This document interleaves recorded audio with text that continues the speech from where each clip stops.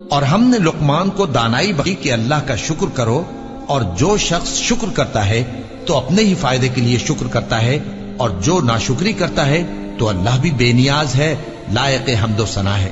اور اس وقت کو یاد کرو جب لقمان نے اپنے بیٹے کو نصیحت کرتے ہوئے کہا کہ بیٹا،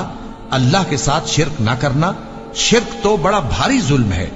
اور ہم نے انسان کو جسے اس کی ماں تکلیف پر تکلیف سہ کر پیٹ میں اٹھائے رکھتی ہے، پھر اس کو دودھ پلاتی ہے، اور آخر کار 2 برس میں اس کا دودھ چھڑانا ہوتا ہے، میں نے تاکید کی ہے کہ میرا بھی شکر کرتا رہے اور اپنے ماں باپ کا بھی،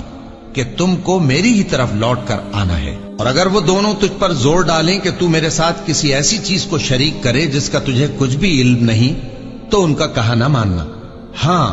دنیا کے کاموں میں ان کا اچھی طرح ساتھ دینا، اور جو شخص میری طرف رجوع لائے اس کے رستے پر چلنا،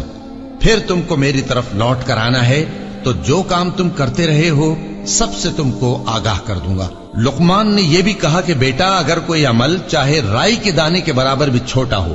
اور ہو بھی کسی پتھر کے اندر یا آسمانوں میں مخفی ہو یا زمین میں، اللہ اس کو قیامت کے دن لا موجود کرے گا۔ کچھ شک نہیں کہ اللہ باریک بین ہے، خبردار ہے۔ بیٹا، نماز کی پابندی رکھنا